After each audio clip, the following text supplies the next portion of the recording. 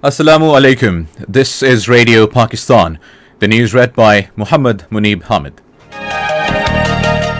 First, the headlines. The Federal Cabinet, which met in Islamabad today with Prime Minister in the chair, approved two ordinances as part of electoral reforms to ensure transparency in elections. Prime Minister says the OIC should work collectively to make international community understand the deep-rooted love and reverence of all Muslims for the Holy Prophet, peace be upon him, and the Holy Quran. Chairman China-Pakistan Economic Corridor says the national leadership is determined to accomplish the CPEC-related projects and no power can stop it. In Indian illegally occupied Jammu and Kashmir, Hurriyat leadership has strongly condemned the dismissal spree of Modi regime to get rid of Kashmiri Muslim employees to advance its nefarious agenda in the held territory. United States says it will remain actively engaged in Afghanistan to advance negotiations for a political settlement after withdrawal of its troops. India has postponed the ongoing Indian Premier League due to the worst spike of COVID-19 in the country. Now the news in detail. The Federal Cabinet has approved two ordinances as part of electoral reforms to ensure transparency in elections. This was stated by Minister of Information and Broadcasting Chaudhry Fawad Hussain while briefing media about the decisions taken in the Federal Cabinet meeting chaired by Prime Minister Imran Khan in Islamabad today. The minister said one ordinance will enable the Election Commission to use electronic voting machines in elections, while the other empower the ECP to take steps to give the overseas Pakistanis right to franchise. Chaudhry Fawad Hussain said the government's electoral reforms consist of four parts, including EVMs, e-voting for overseas Pakistanis, biometric and legislation. He said EVMs have been developed and the government has unveiled its legislation agenda for the purpose. He said work is underway in biometric and e-voting. Referring to the ECP's decision of recounting of votes in the by-election in NA 249, Karachi, the minister said instead of recounting, repolling should be held in the constituency because the winning candidate will be getting only 5% vote. Chaudhry Fawad Hussain said the cabinet approved 90-day remission to jail prisoners on the occasion of Eid al-Fitr.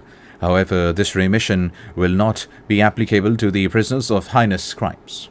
He said the facility of succession certificates through Nadra is also being provided to overseas Pakistanis, and in the first phase, desks are being opened in 24 embassies. The minister said the cabinet also approved to waive off 10% withholding tax on private sector bids in railways. Responding to a question, Fawad Chaudhry said Prime Minister Imran Khan's upcoming visit to Saudi Arabia will greatly contribute to expand bilateral ties. Prime Minister Imran Khan has urged the OIC countries to work together to counter Islamophobia and project the true image and message of Islam. He was talking to the Islamabad-based ambassadors of the countries belonging to the OIC in Islamabad. Imran Khan said the OIC should work collectively to make the international community understand the deep-rooted love and reverence of all Muslims for the Holy Prophet, peace be upon him, and the Holy Quran. The Prime Minister emphasized that the vilification of Islamic precepts and religious personalities wrongly justified under the garb of right to freedom of expression or opinion hurt the sentiments of 1.5 billion Muslims around the world. The Prime Minister called for addressing the underlying reasons for the rise in such incidents worldwide and stressed that Pakistan's initiatives were aimed at building mutual understanding and promoting interfaith harmony.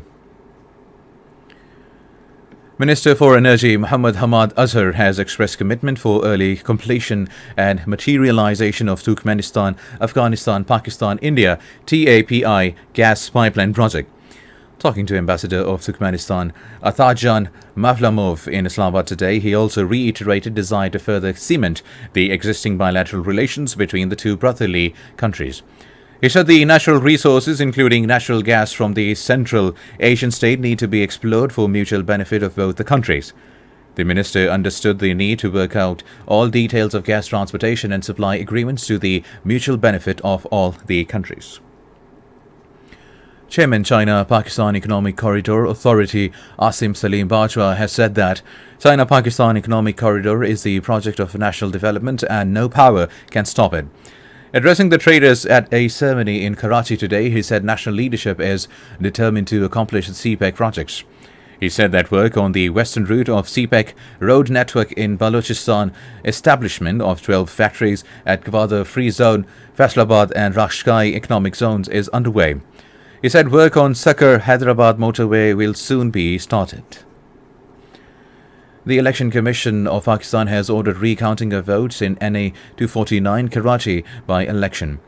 The Election Commission gave the judgment in an application filed by the PMLN leader Miftah Ismail. The Commission directed all the parties to reach office of the returning officer on Thursday at 9 a.m. for recounting the votes. This is Radio Pakistan.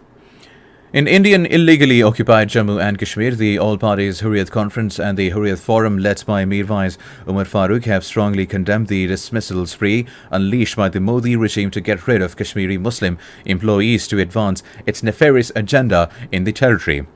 In their separate statements in Srinagar today, they said that Modi regime has initiated the wing-clipping of Muslim employees to change the demography of the disputed territory and thrust a Hindu-majority bureaucracy.